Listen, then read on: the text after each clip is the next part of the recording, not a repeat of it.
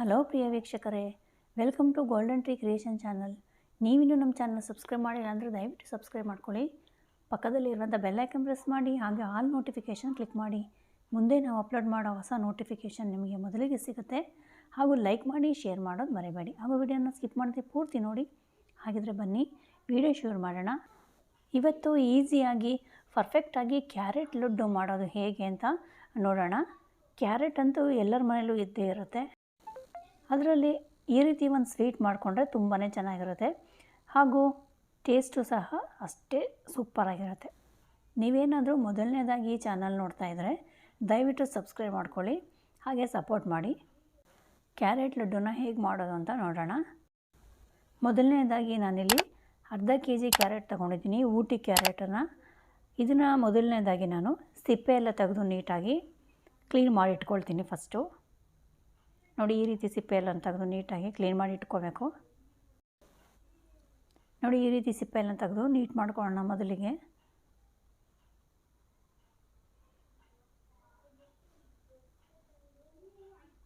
ನೋಡಿ, ನಂತರ ನಾನಿಲ್ಲಿ ಕೊಬ್ಬರಿ ತುರಿಯೋ ಮಣೆಯಲ್ಲಿ ತುರಿತಾ ಇದ್ದೀನಿ ಕ್ಯಾರೆಟನ್ನು. ನೀವು ಬೇಡ ಅಂದರೆ ಬೇಕಾದರೆ ಕ್ಯಾರೆಟನ್ನು ಕಟ್ ಮಾಡಿ ಮಿಕ್ಸಿಗೂ ಸಹ ಹಾಕಿ ರೆಡಿ ಮಾಡಿ ಇಟ್ಕೋಬೋದು. ನಂತರ ನಾನಿಲ್ಲಿ ಒಂದು ಪ್ಯಾನ್ ತೊಗೊಂಡಿದ್ದೀನಿ. ಇದಕ್ಕೆ ಒಂದು 2 ಸ್ಪೂನಷ್ಟು ತುಪ್ಪನ ಹಾಕ್ತಾಯಿದ್ದೀನಿ.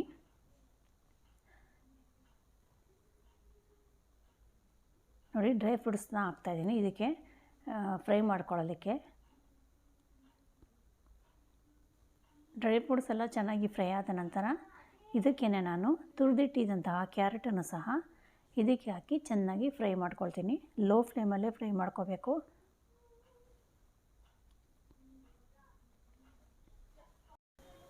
ನೋಡಿ, ಚೆನ್ನಾಗಿ ಈ ರೀತಿ ಕೈ ಆಡಿಸ್ತಾ ಇರಬೇಕು. ನಂತರ ನಾನಿಲ್ಲಿ 1 ಗ್ಲಾಸಷ್ಟು ಹಾಲನ್ನ ಹಾಕ್ತಾಯಿದ್ದೀನಿ. ಇದನ್ನು ಚೆನ್ನಾಗಿ ಬೇಯಿಸ್ಬೇಕು, ಯಾಕಂದರೆ ಹಾಲಲ್ಲೇ ಚೆನ್ನಾಗಿ ಕ್ಯಾರೆಟ್ ಎಲ್ಲ ಬೇಯಬೇಕಾಗುತ್ತೆ ಚೆನ್ನಾಗಿ.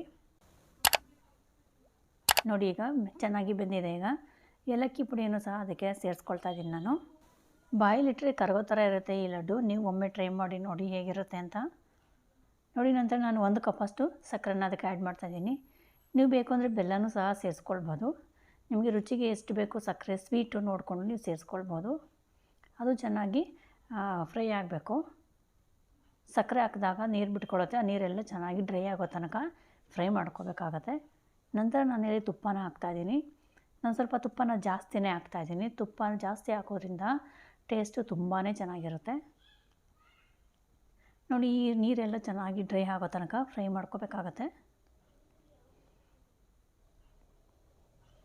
ನಾವೆಷ್ಟು ತುಪ್ಪ ಹಾಕ್ತೀವಿ ಅಷ್ಟು ಟೇಸ್ಟಿಯಾಗಿ ಬರುತ್ತೆ. ನೋಡಿ, ಈ ರೀತಿ ಚೆನ್ನಾಗಿ ಫ್ರೈ ಮಾಡ್ಕೋಬೇಕು. ಪೂರ್ತಿ ಇದನ್ನು ಲೋ ಫ್ಲೇಮಲ್ಲಿ ಇಟ್ಕೊಂಡು ಮಾಡ್ಕೋಬೇಕಾಗತ್ತೆ, ಇಲ್ಲಾಂದರೆ ಸೀದೋಗುತ್ತೆ. ಇಲ್ಲಾಂದರೆ ನೋಡಿ, ಫೈನಲಾಗಿ ಈಗ ಆಗಿದೆ. ಇದನ್ನು ಒಂದು ತಟ್ಟೆಗೆ ಹಾಕ್ಕೊಳ್ತಾ ಇದ್ದೀನಿ. ಇದು ಪೂರ್ತಿ ತಣ್ಣಗಾದ್ಮೇಲೆ ನಿಮ್ಗೆ ಯಾವ ಸೈಜ್ ಬೇಕೋ ಆ ಸೈಜಲ್ಲಿ ಲಡ್ಡುನ ಮಾಡ್ಕೊಳ್ಬೋದು ನಾವು. ನೋಡಿದ್ರಲ್ಲ ವೀಕ್ಷಕರೇ, ಮನೆಯಲ್ಲೇ ಈಸಿಯಾಗಿ ಕ್ಯಾರೆಟ್ ಲಡ್ಡುನ ಯಾವ ರೀತಿ ಮಾಡೋದು ಅಂತ. ನಾನು ಆವಾಗಲೇ ಹೇಳ್ದಂಗೆ ಸ್ವಲ್ಪ ತುಪ್ಪನ ಜಾಸ್ತಿನೇ ಹಾಕಿದ್ದೀನಿ ನಾನು, ಅದಕ್ಕೋಸ್ಕರ ಈ ರೀತಿ ಕಲರ್ ಬಂದಿದೆ. ನೋಡಿ, ಎಷ್ಟು ಚೆನ್ನಾಗಿ ಕಾಣಿಸ್ತಾ ಇದೆ ಲಡ್ಡು ಅಂತ. ನೋಡ್ತಾ ಇದ್ದೀರಲ್ಲ, ನೀವು ಒಂದು ಸಲ ಟ್ರೈ ಮಾಡಿ. ಈ ವಿಡಿಯೋ ಏನಾದರೂ ಇಷ್ಟ ಆಗಿದರೆ ದಯವಿಟ್ಟು ಈಗಲೇ ಒಂದು ಲೈಕ್ ಮಾಡಿ, ಹಾಗೆ ನಿಮ್ಮ ಫ್ಯಾಮಿಲಿ ಫ್ರೆಂಡ್ಸ್ಗೆಲ್ಲ ಶೇರ್ ಮಾಡೋದು ಮರಿಬೇಡಿ. ಹಾಗೂ ಸಬ್ಸ್ಕ್ರೈಬ್ ಮಾಡಿ. ಮತ್ತಷ್ಟು ಈಸಿ ರೆಸಿಪಿಗಾಗಿ Golden Tree Creation channel subscribe ಮಾಡಿ. ಮತ್ತೊಂದು ಇಂಟ್ರೆಸ್ಟಿಂಗ್ ರೆಸಿಪಿಯೊಂದಿಗೆ ನಿಮ್ಮನ್ನು ಭೇಟಿ ಆಗ್ತೀನಿ.